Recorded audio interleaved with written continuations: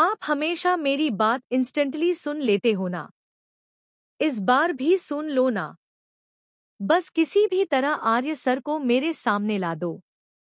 Hello, कहाँ हो तुम? अनु, गुड जॉब। वाह, गुड जॉब लिया मैडम। आपका यह रिजेक्ट बहुत अच्छे से काम कर रहा है। क्या मतलब? आप ही ने नील को अनु के पीछे लगाया ना? सर, आप 100 साल जिएंगे। नीचे देखो, कोई भी ऐसी बातें नहीं कर रहा। तो अचानक कैसे गायब हो सकता है? गायब तो तब होंगे ना जब वो यहाँ होंगे। मुझे फिर से दिखाई दे रहा है यार। आर्यवर्धन के सामने आएगी मीरा की सच्चाई।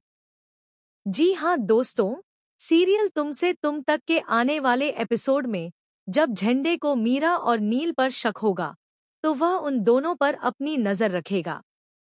जब मीरा नील से फोन पर बात करेगी, तब झंडे उनकी बातें छुपकर सुनेगा। मीरा नील से पूछेगी, कहाँ हो तुम? तो नील बोलेगा, अनु के घर पर। नील की बात सुनकर मीरा खुश हो जाएगी और कहेगी, शाबाश, यह हुई ना बात। बहुत सही जा रहे हो नील। इसी बात पर तुम्हारी सैलरी मैं दुगनी कर दूंगी। बस तुम आर्य सर के मन में अनु के खिलाफ गलतफहमी भर दो और अनु को अपने प्यार के जाल में फंसा लो। बस, तुम्हारा काम खत्म। इसके बाद सब मैं संभाल लूंगी। यह कहकर मीरा फोन रख देगी। तभी झंडे मीरा को टोक देगा और कहेगा, क्या बात है मीरा मैडम? चित भी मेरी और पट भी मेरा। सब कुछ किया आपने और आर्य सर के सामने मासूम भी बनी आप। मीरा अनजान बनकर झंडे से कहेगी, झंडे, आप यह क्या बोल रहे हैं? मैं कुछ भी नहीं समझी। तो झंडे कहेगा, पर मैं सब कुछ समझ गया, मीरा मैडम। इसके बाद झंडे मीरा के कैबिन से बाहर निकल जाएगा और सोचेगा, मीरा मैडम जो अनु के साथ कर रही है, वह अच्छा नहीं है। भले ही मैं अनु को पसंद नहीं करता, लेकिन उसके साथ गलत हो रहा है। मुझे यह बात आर्य सर को बतानी पड़ेगी। फिर झंडे आर्यवर्धन के पास जाकर मीरा और नील का सच बता देगा। लेकिन आर्यवर्धन को मीरा पर विश्वास होगा और वह कहेगा, मीरा ऐसा काम नहीं कर सकती। वह तो कई सालों से इस कंपनी में काम कर रही है। तब झंडे आर्यवर्धन को मीरा और नील के साथ वाला फोटो दिखाएगा और उनकी फोन पर बातचीत की ऑडियो रिकॉर्डिंग भी सुनाएगा। इसे सुनकर आर्यवर्धन को बड़ा झटका लगेगा और उसे यकीन नहीं होगा कि मीरा ऐसा कर सकती है।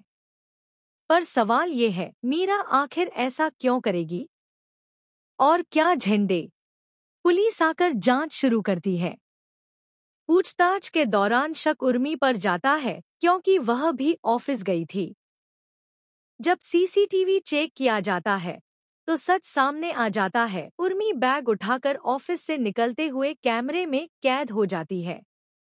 यह देखकर सभी के पैरों तले जमीन खिसक जाती है। दादी को झटका लगता है कि राध्या नहीं, बल्कि उनकी बेटी उर्मी चोर निकली। दादी पछताने लगती है कि कैसे उन्होंने राध्या पर झूठा इल्जाम लगाया। रजनी कहती है, राध्या की कोई गलती नहीं है। अच्छा हुआ हमने पुलिस को उसके मायके नहीं भेजा।